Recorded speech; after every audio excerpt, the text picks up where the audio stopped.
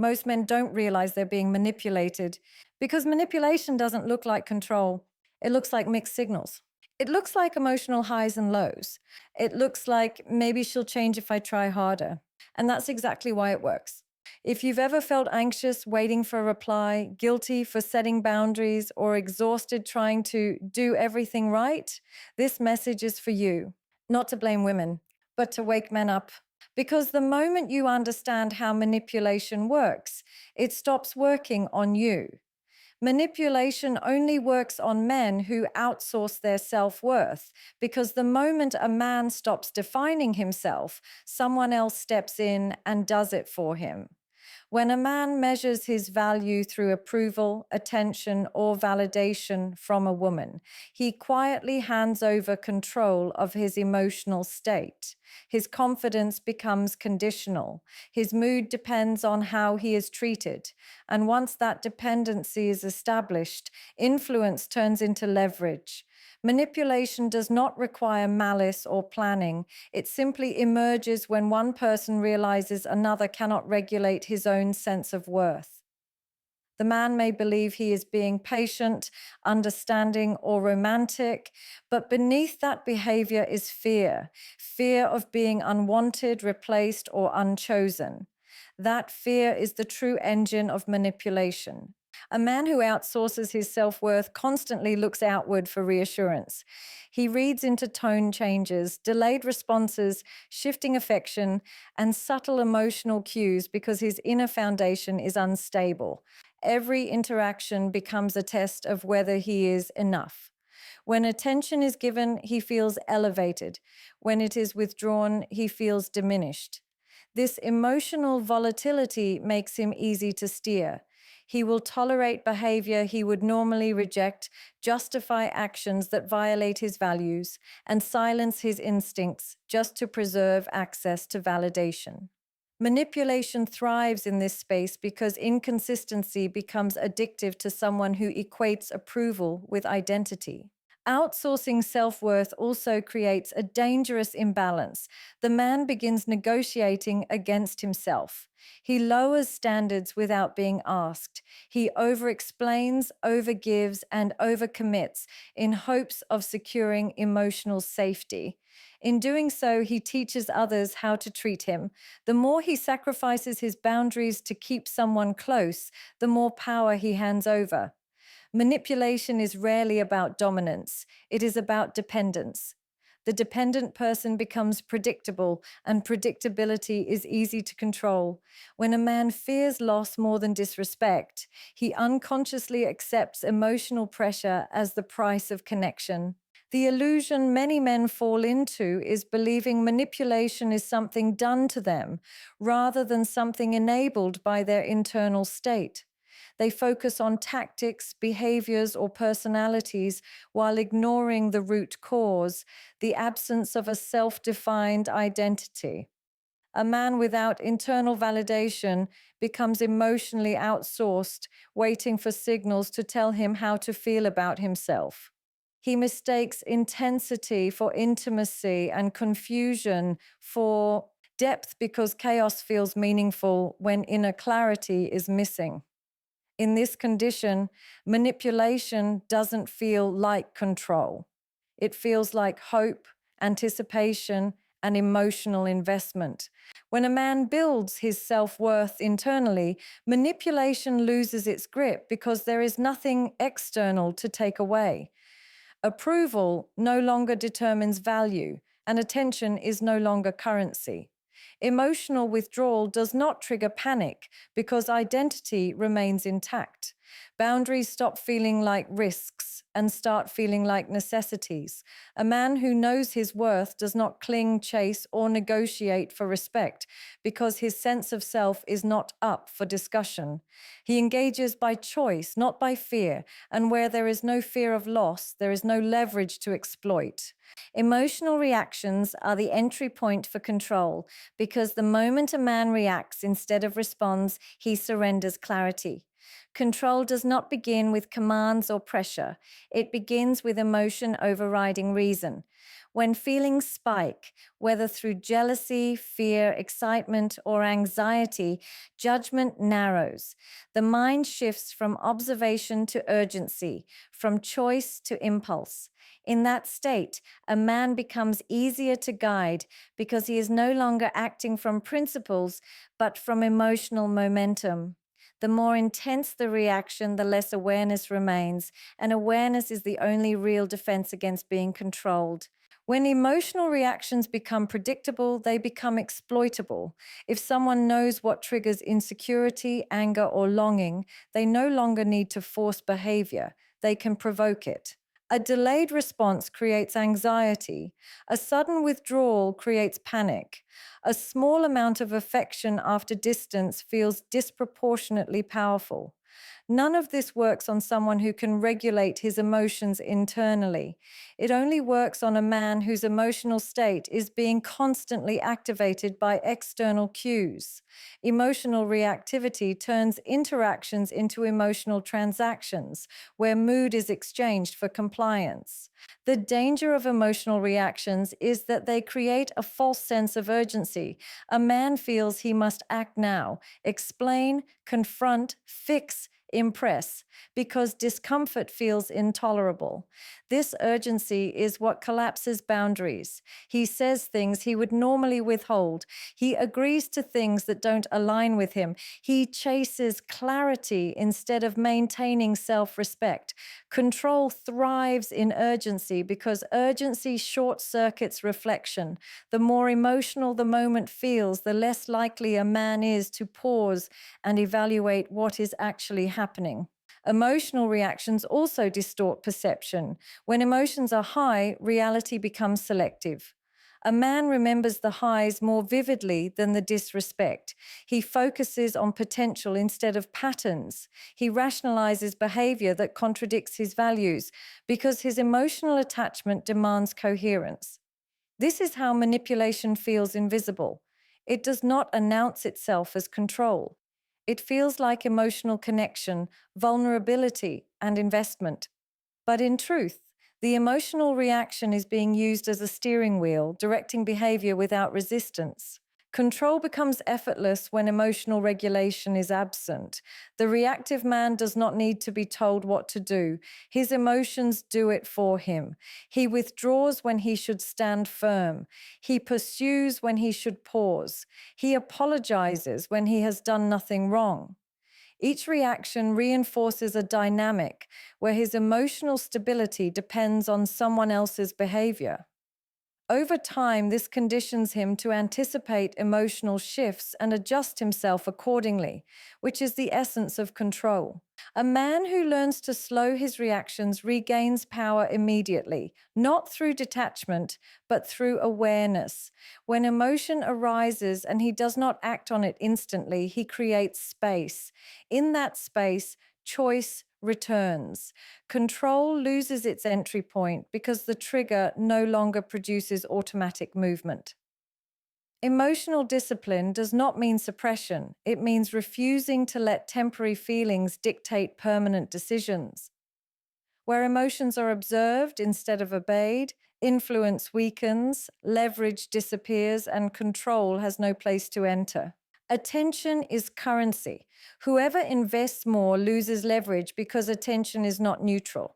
It signals value, priority, and emotional availability. When one person consistently gives more attention, more energy, more focus, they communicate dependency without saying a word. Attention tells the other person, "You matter more to me than I matter to myself." In any interpersonal dynamic, the person who is less invested retains freedom, while the one who is more invested becomes anxious about loss. This imbalance quietly reshapes the power structure of the relationship, not through dominance, but through asymmetry of emotional commitment. Men often misunderstand attention as effort or affection, believing that giving more will secure connection. In reality, excessive attention reduces perceived value because it removes scarcity. When attention is always available, it becomes taken for granted. The man who overinvests starts adjusting his schedule, his emotions, and his priorities around someone else's availability. His world begins to orbit another person. This is where leverage shifts. The person receiving the attention does not need to demand control. It is already being handed over through availability and focus. The loss of leverage happens because attention creates expectation. The more consistently a man gives his attention, the more it becomes the baseline. Any reduction in it feels like loss to him, but not necessarily to the other person. This asymmetry breeds anxiety. He notices changes in tone, response time, and engagement because he has already invested emotionally. His attention is no longer a choice, it is a habit driven by attachment. At this point, he reacts to shifts instead of setting the pace, which places him in a reactive position. Attention also amplifies emotional risk. The man who invests more has more to lose, so he becomes cautious about asserting boundaries. He avoids conflict. He tolerates ambiguity. He rationalizes behavior that makes him uncomfortable because walking away would mean losing the emotional investment he has already made. This is how attention transforms into leverage. The person who receives it can withdraw slightly and trigger pursuit, or give small amounts and regain influence without ever explicitly asking for anything. What makes attention such a powerful currency is that it is invisible. Unlike money or status, attention feels noble and selfless, which is why men rarely guard it. They give it freely, believing it proves sincerity. But in dynamics of attraction, sincerity without self-regulation turns into imbalance. The man who controls his attention controls the frame of the interaction. He is present without being consumed. He invests without overextending. His attention remains selective, which preserves leverage. Leverage does not come from indifference, but from self-possession.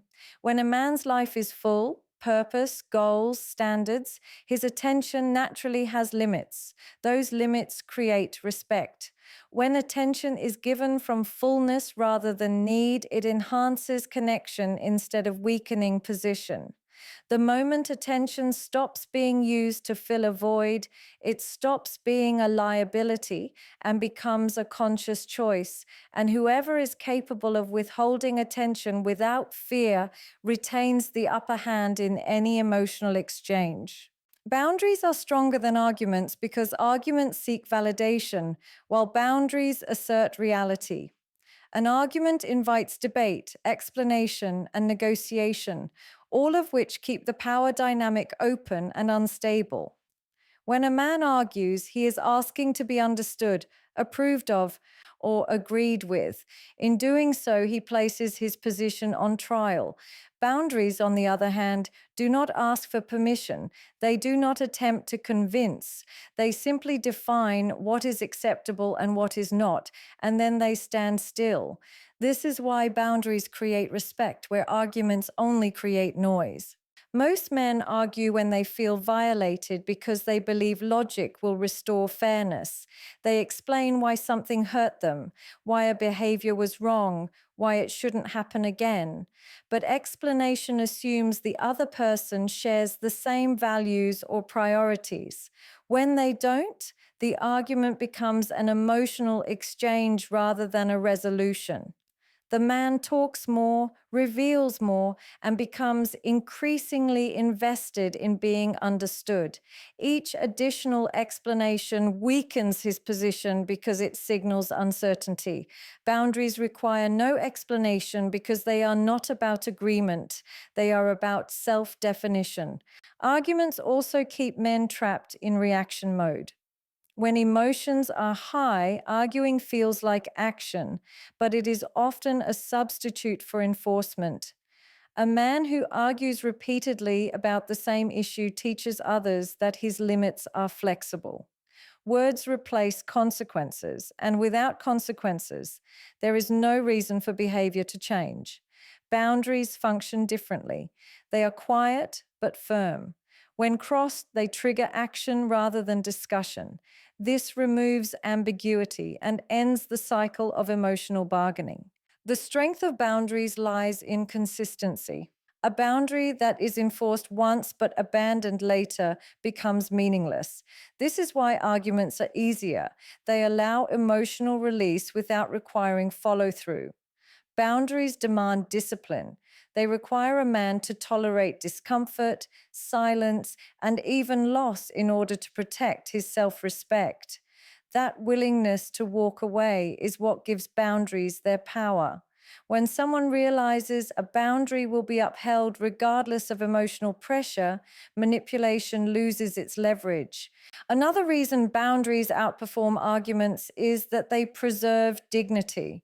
Arguments escalate. They create winners and losers, defensiveness and resentment. Boundaries bypass this entirely. They are not personal attacks, they are personal standards. A man with strong boundaries does not need to prove anyone wrong. He simply removes himself from situations that do not align with him. This calm withdrawal communicates strength far more effectively than raised voices or emotional explanations. Boundaries also clarify dynamics quickly. They reveal who respects you and who benefits from crossing your limits. When a man stops arguing and starts enforcing, behavior either adjusts or the relationship dissolves. Both outcomes are informative. Arguments prolong confusion by keeping hope alive that understanding will change behavior. Boundaries cut through confusion by making expectations non negotiable. A man who relies on boundaries instead of arguments reclaims control over his time, energy, and emotional state. He no longer needs to convince others of his worth or his limits. His actions speak where words once failed. Boundaries shift the focus from what others should do to what he will tolerate. And that shift is what transforms respect from something requested into something automatically given. Confusion is not chemistry, even though many men mistake the two because confusion feels intense, unpredictable, and emotionally charged. Real chemistry feels alive, but it also feels clear. Confusion, by contrast, keeps the nervous system in a constant state of alert, mistaking anxiety for excitement. When someone's behavior is inconsistent, warm one moment, distant the next, the emotional spikes that follow can create the illusion of depth. The mind interprets uncertainty as mystery and mystery as attraction, even when the underlying experience is stress rather than connection. Men often associate emotional intensity with meaning. If something feels calm and stable, they question whether it's real. But when something feels volatile, they assume it must matter more. This is how confusion gets mislabeled as chemistry. The emotional highs feel earned because they come after emotional lows. The relief of affection after distance feels powerful, not because the connection is strong, but because the nervous system has been deprived and then rewarded. This cycle conditions attachment, not intimacy. True chemistry does not require decoding. It does not force a man to analyze messages, read between lines, or constantly wonder where he stands. Confusion demands mental energy. It keeps a man focused on interpretation rather than presence. He becomes preoccupied with what something means instead of how it feels. Over time, this erodes self-trust. When confusion is persistent, a man begins doubting his instincts, accepting ambiguity as normal, and suppressing discomfort to preserve access to the emotional highs. Confusion also shifts responsibility inward. Instead of questioning inconsistent behavior, a man questions himself. He wonders if he said the wrong thing, moved too fast, or failed to meet unspoken expectations. This internalization deepens attachment because he believes clarity is something he must earn. Chemistry, on the other hand, does not need to be earned through self-erasure. It flows naturally when interest is mutual and communication is aligned. Another danger of mistaking confusion for chemistry is that it normalizes emotional instability. A man starts believing that uncertainty is part of attraction, that longing requires distance, and that emotional safety is boring. This belief keeps him chasing dynamics that keep him off balance. Real chemistry supports expansion, not contraction. It allows a man to feel grounded rather than anxious, confident rather than vigilant. When confusion dominates a connection, it often means one person is controlling the emotional temperature while the other adapts. The adaptive one calls it chemistry because admitting confusion would require confronting imbalance. Chemistry does not require constant adjustment. It does not punish consistency or reward emotional withdrawal. It grows through mutual effort and clarity. A man who learns to distinguish confusion from chemistry regains emotional clarity. He stops romanticizing uncertainty and starts valuing alignment. He understands that attraction that costs peace is not attraction, and that a connection that requires constant interpretation is not connection at all. Chemistry does not leave a man questioning his worth, replaying conversations, or feeling destabilized by silence. And where clarity is absent, intensity is often just emotional noise masquerading as depth. Indifference is power, not coldness, because indifference does not mean a lack of feeling. It means a refusal to be controlled by feeling. Coldness is emotional shutdown, often rooted in fear or resentment. Indifference is emotional self regulation. A man who is indifferent is not numb. He is grounded. He experiences emotions without being driven by them. This distinction is critical because power is not the absence of emotion, but mastery over it. Where coldness pushes people away defensively, indifference simply removes leverage. Most men fear indifference because they confuse it with apathy or cruelty. They believe caring less makes them less human. In reality, indifference is selective caring. It is the ability to remain calm when outcomes are uncertain and to remain steady when attention fluctuates.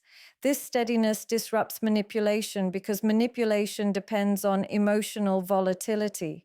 When reactions disappear, influence weakens. The man who cannot be provoked, rushed, or emotionally pulled off center becomes difficult to control. Indifference also restores balance in dynamics where emotions have become lopsided. The man who overcares starts negotiating his self-respect for reassurance. Indifference interrupts this pattern. It stops the constant need to explain, chase, or fix. Not because the man doesn't care, but because he no longer needs emotional reciprocity to feel whole. This inner completeness shifts the dynamic immediately. Attention becomes optional rather than necessary. And when attention is optional, it loses its power as a tool of control. What makes indifference powerful is that it removes urgency. Urgency is what drives poor decisions. Urgency makes men tolerate disrespect, ignore patterns, and override intuition. Indifference slows everything down. It allows a man to observe behavior without immediately reacting to it. In that space, clarity returns. He no longer needs to win affection or secure certainty in the moment.